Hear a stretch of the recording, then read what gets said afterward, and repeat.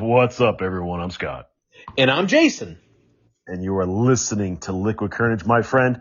It is officially spring as far as the astrological calendar goes. Yes, it is. We're now officially into spring, and the weather is still very nice, very temperate. So I'm nice happy and about temperate. I live in what's supposed to be a desert terrain, and I feel like I'm living in the Pacific Northwest. that. Wow. Okay. Gray, gloom, rain, snow, sleet. It is not fun for us living in the desert. Our homes and our roads are not built for these things. Well, the springtime also brings another special event for the Liquid Carnage podcast, because we started in late March, early April, finishing up our sixth year. 2017. Yeah, 2017 is when we started. And because of that, we get to enjoy a special guest every year around this time. Oh, I wish he could stay longer, come around more often, but let's be real, he hates talking on this thing except for this one episode. It is our EP himself, Tom. Well, hi everybody. It's good to talk to you again. And Scott, it was nice to see you at Thanksgiving. Wish you could have stayed longer. No, you don't. Wow. I appreciate that you at least slowed the truck down long enough for Janice and I to get out at the airport instead of just hoping we could tuck and roll. Given that it was Janice's first time driving with me, I thought I'd be a gentleman. She does have to tuck and roll next time. So I'll let her know all bets are off when we come up this summer. That's great. I'll believe that one when I see you. All right, that is fair. Well, I think it's just wonderful. Every year we get to have this special time with the EP. Obviously, if you follow the EP on Instagram and all the media sites, or if you just know him, he has kept a log of every single episode, all 260 episodes are now on the records of every podcaster on there. And so that's a dedication that we appreciate here on the Liquid Carnage show. Yeah. I mean, if that is one loyal listener, when we talk about 4 loyal listeners, this is 25% of those listeners right here. I don't know if it's loyalty or mental illness, quite honestly. Well, hey, we reached out to Russia this couple episodes ago. We have 2 downloads from Russia, so we're making our noise known. I'm going to assume that's the Secret Service of Russia over there, just checking to see what kind of morons we have here in rural America. They're checking their Red Dawn levels. If you've ever seen the movie Red Dawn, you're probably right. They're probably wondering, can we pull that movie off with these fools? And we are giving them that false sense of, yeah, I think we can. It's amazing though when every once in a while we get a foreign country to come in. Like we had India a few weeks ago. We had an Indian listener who came on, and I never know how we get them, what in the title or what in the description sparks the interest of someone that's overseas. But I always love it that, wow, we're reaching far off places that we would never go to, but we go there by our podcast. Oh, we can't say we would never go there. You're not telling me, given the opportunity to go explore India, you wouldn't go? I would, but when that opportunity comes is the question. Yeah, that's fair. That's really the key. Do you think you'd enjoy the actual the cuisine there, like the vindaloo and the curries and all that? Yeah, I think I'd have a tough time, but you know me, I'm an adventurous spirit, so I would give it a go. Yeah. As long as I didn't have to have the curry, man, I could probably live off naan and some goat vindaloo and a few other things. Yeah, it's the curry though. I don't like curry. Maybe you and the EP should go on a brothers tour across India sometime. Yeah, that'd be great. Yeah, that's going to be problematic. There's not nearly enough alcohol. Oh, wow. And I turned yellow like a Simpsons character last year, so me and alcohol are not on speaking terms right now. Oh boy. Okay. All right. See, a lot has changed in 1 year. Jeez. Man, we've come a long way. So much has changed. In fact, I actually hired an assistant this year. Wow. And I gave the assistant all 6 years of podcasts. Had the assistant listen all 6 years. No, the assistant was quite glad to do it. And then I asked the assistant, write reviews. Did you hire a chatbot? No, I didn't hire a chatbot. I just went to Chat GPT and signed up and used the free credits. Oh, Oh, wow. wow. Okay, nice. Okay. So yeah, and Jason, I knew you would like this. So here's the good thing about new technology. It breaks a lot. So Did we break Chat GPT?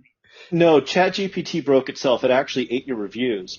And so the surprise was going to be that I did the reviews as Nate. The negative review was going to be Nate from Ted Lasso, and then Nice. the positive review was going to be Roy Kent. Oh. Oh, wow. God, And awesome. I'm like, and as soon as I logged in tonight, it's like, it's not there, damn it. And I've logged in and out a couple of times. It's just not there. It's like, so I will send you the reviews or the text of said reviews when ChatGPT decides to restore my chat if it ever comes back. So to clarify, if you haven't seen Ted Lasso, which is a wonderful TV show, you had our negative reviews done by Nate the Great, The Wonder head Kid. coach of West Ham. Mm-hmm. Yeah, the Wonder Kid. The Wonder Kid, and then Roy fucking Kent did our positive reviews. Did your positive review, and I did one with Beard as well, and Beard didn't work real great, and I think I had him doing the negative review as well. See, since you're on here, it's funny you're on here because we binge watched Ted Lasso over the last couple weeks just because there's only 2 seasons before season 3 started, and about halfway through season 2, Janice looked over at me and said, "You realize Tom is Beard and Beard is Tom," and I have to agree. Wow. To a certain extent, I agree. Isn't that awesome that you're now famous, EP? You're famous. I was just gonna say, have you gotten to Beard's Night Out yet? Yeah, no, we're caught up. We're on to season 3. You're caught up. Okay. I was gonna say I've never had a night like Beard had, Ned. I went, no, I've had a night like that. I didn't end up in nearly as nice a pants, but I had a night like that. I got slapped a couple of times in it.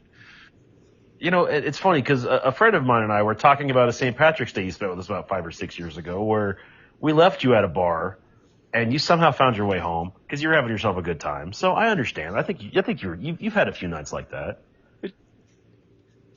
Oh yeah, that's St. Patrick's Day. The one that you guys, yeah, we can't talk about that one. Well, sorry. Legally, the statute of limitations isn't over for the charges that my associate and I could have for. Well, on to the next subject. So does that mean that we don't have to go over the reviews from last year since we had to wait for ChatGPT? No, I'll just give you the reviews and ChatGPT. We'll try to AI review again in the indeterminate future, but this just tells me that I don't have to worry about my job getting outsourced to AI. Oh yeah, that's good. That is true. Yeah, that is true. So did they just send you like a text review, like written in their narrative voice, or is it just? Yeah, it's like it was, mate, you're doing great. You're doing this, you're doing that. Here are some places you can do, like for Roy Kent. And then it won't cuss, so it wasn't dropping F-bombs like Nate would. But it still had like kind of that Roy. Cutting. Yeah, so it still had that cutting humor, cutting sarcasm that Nate has when he gets really going.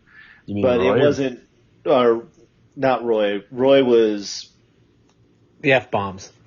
F-bombs, yeah. There we go. Thank you. It's been a long day. I get it. I get it. So, okay. Well, in that case, so you're not worried about AI replacing your job anytime soon? No, nor am I worried about it replacing either one of your jobs. No, I think I've carved out a pretty good niche in my career to where it would be very hard for AI to replace what I do. Understanding the nuance of the human personality is not something computers have chosen to do very well yet. Yeah, I wonder if you'd be able to tell if an AI was doing my side of this. So I had another conversation with the AI, because you can have multiple conversations on the free level, and I asked the AI to write a Turing test. A what test? A Turing test. So a Turing test is a test you give an artificial intelligence and if it's to whether or not a human can determine if they're talking to a computer or not. Oh, okay. I've heard of that. So yeah, so basically, when you give an AI a Turing test, is you're giving a computer a Turing test, so therefore it's a reverse Turing test. So is the computer aware of what you're doing? And the AI, I believe, was aware of what was going on. It might have just had a pre-programmed response, like when you ask Siri to divide by 0. That's And really neither one of you. that's really fascinating. Yeah, I mean, do you worry that this Chat GPT will get stronger and better as time goes on, that we won't be able to tell the difference? Honestly, that's Well, did they put guardrails in it to prevent that from happening? ish kind of. They're trying. So here's the thing. So I read an article, and this is many, many years ago now, that said the technology that is commercially available is 5 to 10 years behind what is available to the government and 15 to 20 years behind what's available in research labs. Okay. And this is talking about telecom and internet connectivity and things like that. I was still in college, so it would have been late 90s, early 2000s. So this is 20 years ago. So the speeds of, yeah, well, I'm not that old, but close. Details. Do the math. Yeah. Anyway, at least I went to a real school. Anyway. Well. At least mine made the NCAA tournament. Go ahead. It got past the first round. I didn't go to Underachievers Anonymous. Thank you very much. No, but you went to the next best thing. Oh, well, I don't claim them. All right, anyway. The wish version of ASU. Go ahead.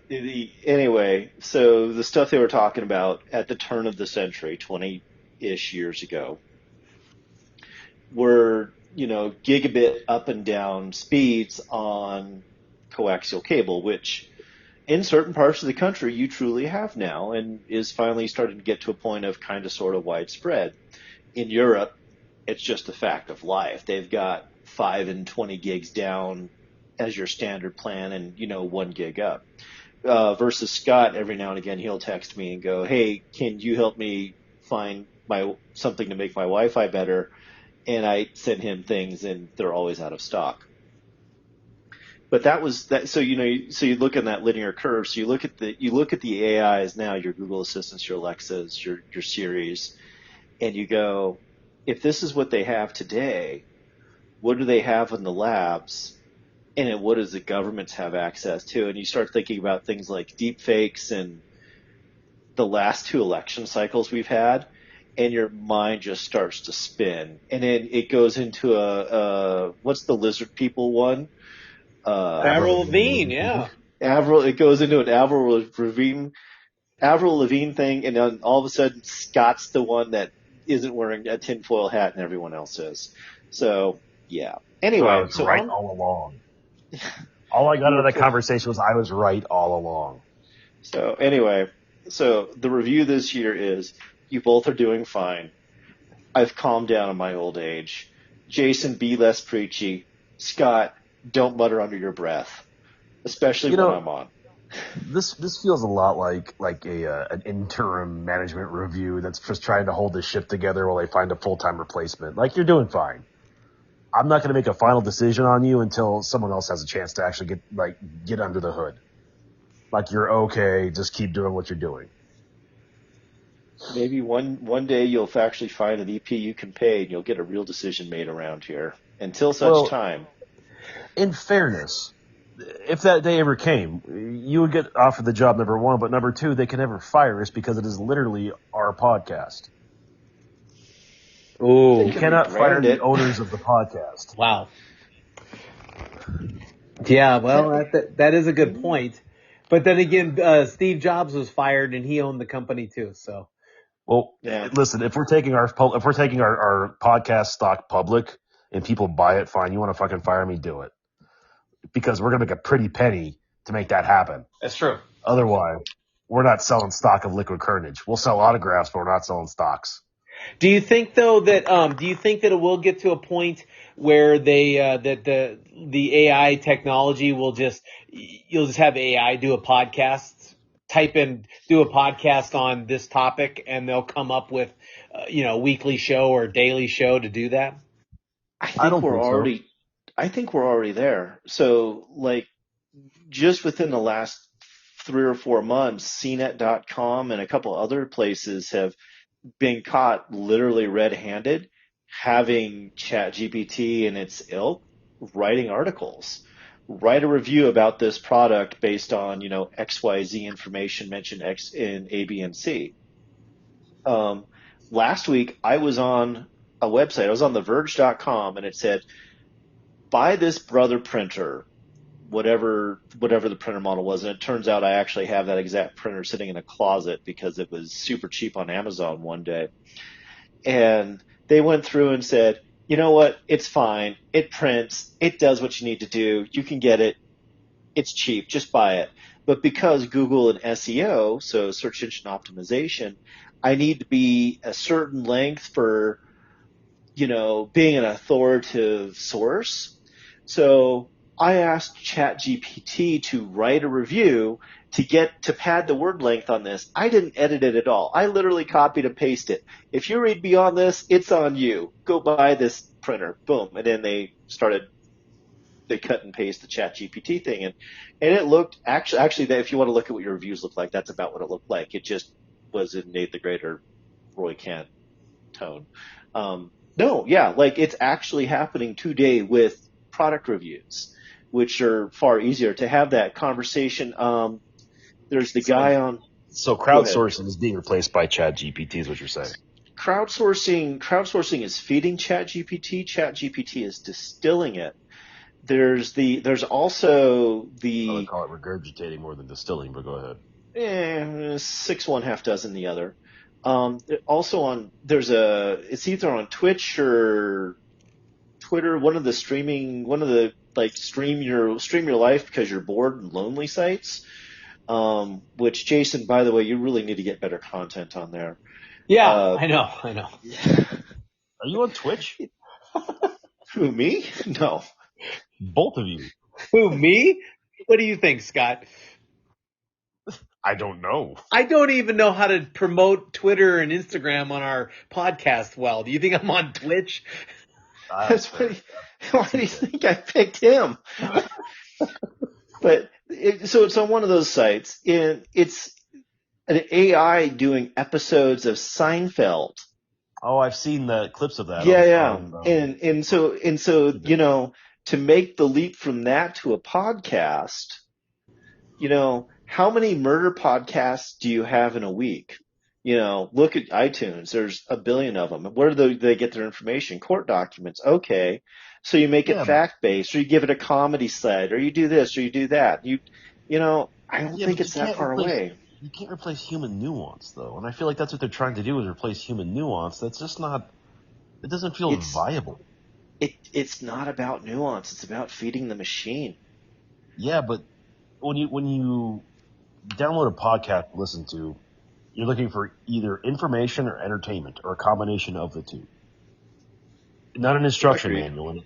And it feels like, and this is a scenario where if you're feeding a podcast subject into a Chat GPT program, and they're going to come up with a podcast, they're creating a fact-based show, which is fine in some cases, but it's not the human element of what a podcast does. Because I think the beautiful thing about podcasts is it shows the different personalities that wouldn't normally make it onto a radio show or the television medias, Yeah, and it's interesting that you say fact-based, but even the computer, the AI that's been given the information, going back to those articles on CNET.com, got specific facts wrong that were a part of the documentation.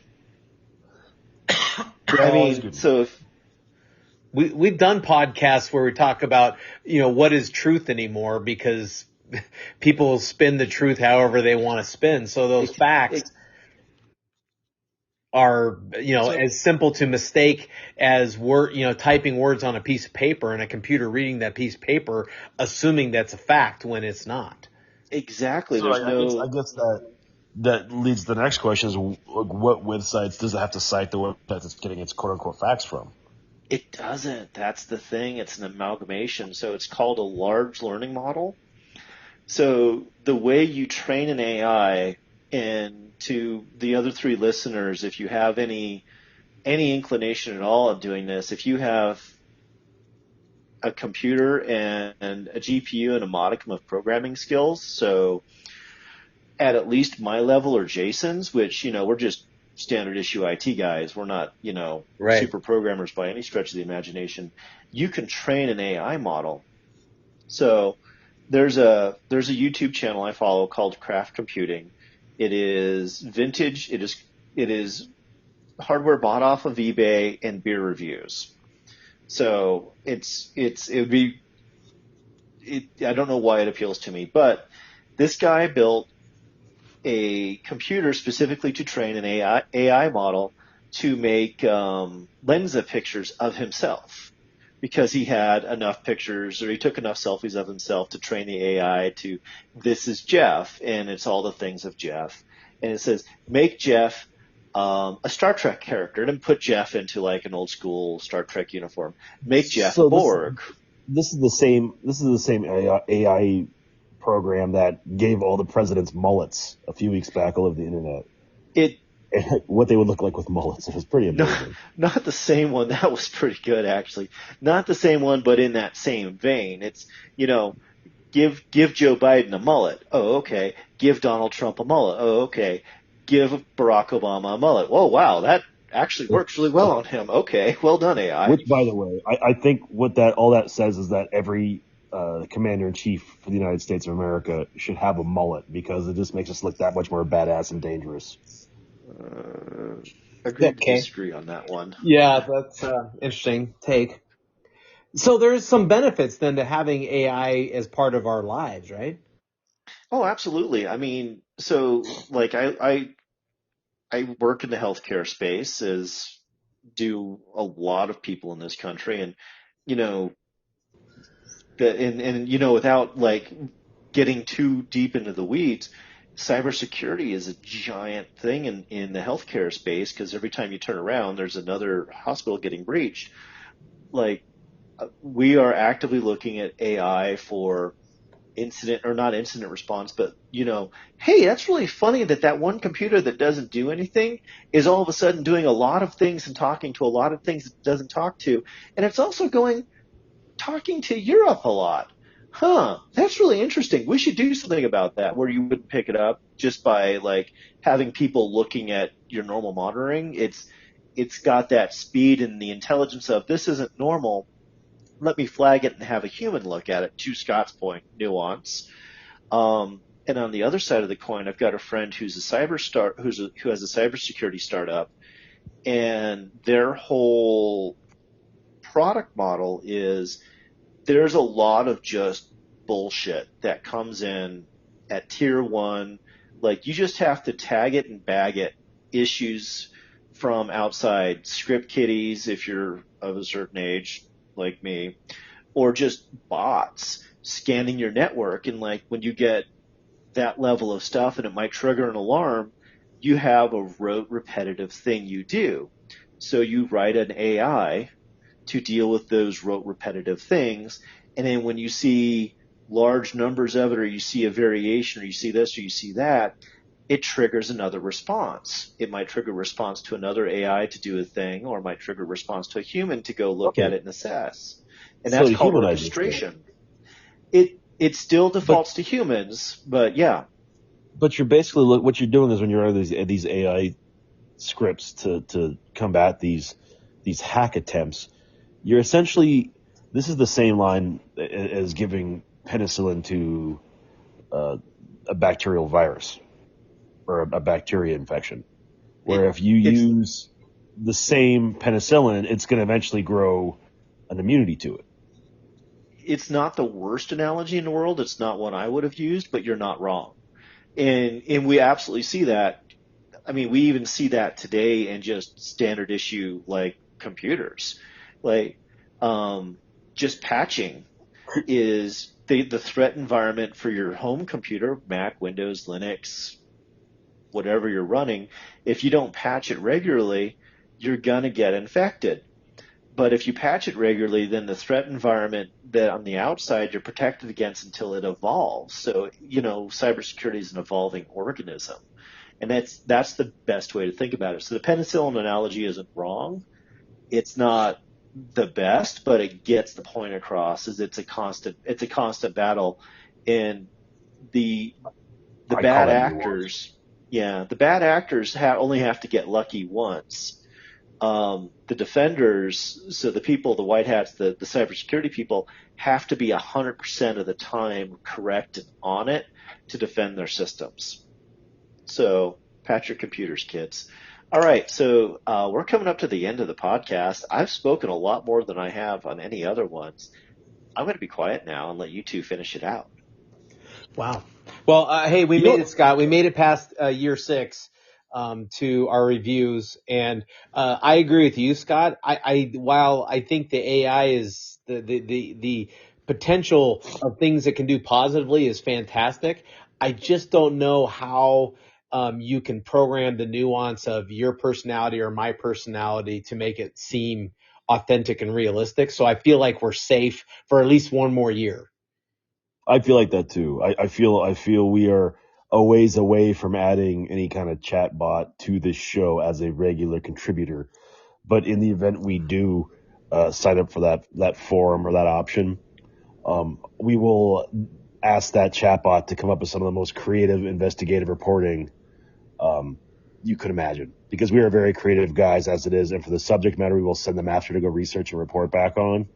And in the style of that reporting, will do nothing but entertain the masses. Well, I just finished reading 2001: A Space Odyssey, and if for those of you who are familiar with the story, you remember that the artificial intelligence computer that ran the ship that went on its way to Saturn, it malfunctioned because it had a contradiction in logic that it didn't know. It was given 2 orders that conflicted against each other, and it didn't know how to respond to it, so it basically snapped.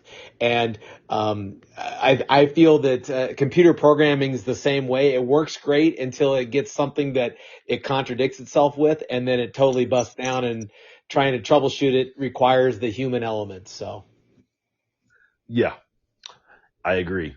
And that is why humans will always have a place in the society. We can never just go strictly to a robot-run world. It's just not possible. Well, no. How about this? You can go to a robot-run world. It would be very boring. Yes. It would be very boring, and we probably would all be killed or turned into like embryos to feed the energy, like in the Matrix. That's one of the 2 options we have. I have seen the Matrix. I've seen the Terminator movies. I'm not in a hurry for that reality. I'll put it to you that way. How about this? We'll be long gone by the time that becomes a risk. That is fine. It's very possible that once our souls go into the universe, we might become the AI that runs the Earth. So let's just keep that going. We got that going for us. Mind blown. All right. Well, with that thought, as we wrap up today's show, if you have any thoughts on AI and you want to talk about it, we want to hear about it. Hit us up on Facebook, Instagram, or Twitter, all at Liquid Carnage. If Oscar season just finished, and if you have any Oscar movies you think our EP should watch in his spare time, hit him up on Twitter and Instagram at liquid_EP. That's just a huge shout out because Brendan Fraser and Short Round from Indiana Jones took home Oscars. Little known fact is they both shared the silver screen with comedic icon Pauly Shore and the classic Encino Man. Wait a minute. The guy who won, that's Short Round? Uh-huh. Yeah. No way. Yeah.